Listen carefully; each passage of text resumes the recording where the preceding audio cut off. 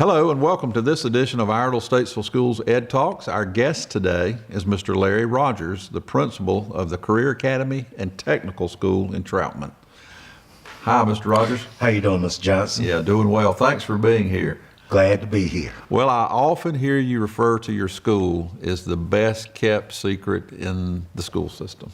We are the best kept secret in Iredell County. And the reason for that is that a lot of people do not know what we do down here. And what I'm finding out is that not only do the adults not know, but I'm finding out that a lot of students do not know what we do. So we have been very active in trying to do a lot of tours and make students and parents aware of what this school is all about and the capabilities of this school. Yes. Well, it is a very unique school. I don't know of another school like this in North Carolina, and I'm very proud of it. Our whole community is, and you guys do excellent work down here. You truly are preparing kids for life and work in the 21st century. And you guys do excellent work here. I know this school year you've won some national awards, at least 2 of them. Your auto tech program was recognized as the School of the Year, and you've got a National Teacher of the Year here. Tell us about that. Yes, our automotive program, we're real excited because those teachers down there work very, very hard. And what I found out about the teachers here, they're really interested in helping students become successful. Mm-hmm. We did compete in the auto program, the Tech Tomorrow program sponsored by WIC Filters, and we were very fortunate that this year that we were named the 2015 School of the Year, our automotive program. Not only that, but we got a second award where our teacher was named the National Teacher of the Year. And that's got to be exciting for our community as well as our school. Yes, absolutely. I know that you guys have been here now for several years, and it's just a fascinating story about how CATS came to be here in Troutman. The former mayor, Elbert Richardson, was instrumental in bringing this school here to Troutman, and we just recognized him a few weeks ago for that. One of the very first programs when you opened your doors here was the Auto Tech program, but you've got other programs too. Tell us about the offerings that you originally had here at the school and how you've expanded those options. When the school first opened, we only had automotive technology, nursing fundamentals, and we also had Pro Start culinary. Mm-hmm. Since that time, we have grown. When I came here, I was given the challenge to grow the school based on the interests of the students. Right. And we have added digital media right where we are right now, television broadcasting. We've also added fire science. We have a full functional fire station in our school. We also added heavy equipment. And diesel mechanic, which is a very lubricative field for students, because you know the unique thing about our school is that we can do 2 things for students. We can prepare them to go on to college, but they can walk out of here and go right into the workforce. Yeah. And I think one of the things that that's been a challenge for us in conveying that message to our students and parents is I just don't think they understand or realize the opportunities that this school can provide for them. You know, it's rare that eventually a student going through this program in a selected field can very easily reach 6 digits and not even have a college degree. So it's valuable. This program is valuable to students. Along the lines of continuing to add programs, we also added auto body and paint. We have masonry here, and We also added a special program here for students who I felt were kind of left behind. We were not providing them with skills to face our society out there. We have our VATS program, and that program provides skills for students with special needs. So, our goal here is, if you come to this school, that everybody will leave here with some type of skill. Absolutely. And I'd like to just talk a minute about your VATS program. That is for children that are in our Exceptional Children's Department. Yes. These are traditionally children that struggle academically, but they need job skills to be prepared for the workplace as well. It's an amazing program that you've got there, and you've got some great partnerships with some community-based businesses. The children have actually even started their own business in making dog biscuits, dog treats. Yes. So talk to us about some of the actual day in, day out skills that they're learning in that program. Well, they're actually learning cooking skills, and that goes along with the dog treats. Yes. When you mix the ingredients with the dog treats, these kids learn to measure. They learn how to mix the ingredients, and not only that, but they also learn how to actually cook those ingredients. And it's been exciting to see them be able to do some hands-on type things. They also build or make wreaths, during Christmas and sell those. We were very fortunate this year that we were able to send 2 students and 2 teacher assistants to the state Exceptional Children Conference in Greensboro, where the students actually ran a booth. So what happened there, they got some math skills in there too, by doing that, and they got exposure. And this is, if we had not had this program, this is an opportunity that students would not have had. They go out into the community to do job work, to get their job hours. But more importantly, we established a partnership with Lowe's Distribution Center in Olin. And what Lowe's said to us is, for every child you get ready, we will employ them. And we've been very fortunate that we have one. We got employed, and now he is a full-time worker at Lowe's, and we are working on one more to get going. And what we do is try to get them trained here, and then they'll be more productive when they get to Lowe's. Absolutely. And these children come in from our area high schools. Yes, sir. To this center here. And so you actually start training them to punch a time clock, to dress like a worker in the 21st century, to be polite and courteous. In this particular partnership with Lowe's, you're teaching them how to package goods for distribution and whatnot. That is correct. And so now they're getting employed at the distribution center up in Olin. What a phenomenal program that is for these kids. It didn't exist just 18 months ago. No, it didn't, Mr. Johnson. But, it's important for us to be able to meet the needs of all children. Absolutely. Absolutely. So I commend you for adding that program here.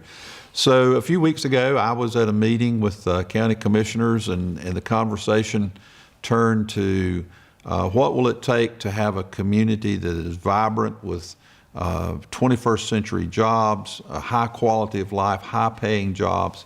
And inevitably, those conversations turn back to the schools.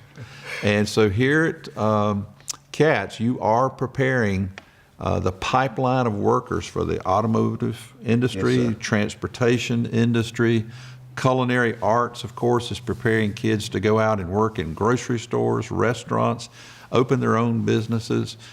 The fire science, that is the pipeline of the young men and women in this community that will become the firefighters of the future, serving this community. So vitally important role that your school plays in serving the long-term needs of the community. Yes, and that is what schools are supposed to be about. Absolutely. Is, serving the community, feeding the needs of the community. And that's one of our goals. And, I think we've done a pretty good job of doing that, but as always, we can improve. Yep. And we're excited to be in the position that we are able to educate students and prepare students to be able to go out in our community and work. There's nothing any better than having people who grew up in the community, stay in the community, and be a good resource for our community. Absolutely. Now, one of the programs that you have here was the very first in North Carolina, and we call it the I Academy. And it was the first partnership in North Carolina between a public school system and homeschool parents. And so we started with 9th graders and ran that through 12th grade. It's now expanded into the middle school years. But tell us a little bit about the work you're doing with homeschool parents. Well, our work with homeschool parents has been real exciting. And the reason it's been exciting is for some reason that homeschool parents, students have left the public school. So, my task is to go out and talk to them and let them know what's available and bridge a partnership with them. It has worked well. The I Academy, what we tell the parents is if they sign up for 2 classes, they can enroll in our academy if they're homeschooled and they have a homeschool license. But they have to sign up a minimum of 2 classes with us. Now, those 2 classes can be online or face-to-face. Okay. And we also tell them if they sign up for 3 classes, then they're eligible to play athletics. And that's a pretty good deal for homeschool parents. Yes, it's a good deal for them to sign up in the I Academy because it opens the gate for them to be able to take some of these CTE courses that will make them job ready or make them ready to pursue higher education. So this is an opportunity for homeschool parents. Because otherwise they would not get some of the quality work that we do here, and it's been a good partnership with them. They have, we get feedback from them, and the ones that are with us seem to be very satisfied with our program. Good. And so what this does really is to open up the public school system, all of the courses that we offer to our students, as well as all of the virtual courses that are offered in North Carolina. So a homeschool parent can literally come to you and say, look, I'm teaching these courses at home and I feel comfortable with that, but I can't teach chemistry. Or maybe I want my child to be in the band. Or I would like for my child to come here and take auto tech or culinary arts. So it gives a lot of choices to those homeschool parents. And you are correct. I have monitored the feedback that we get from our homeschool parents, and it has been excellent.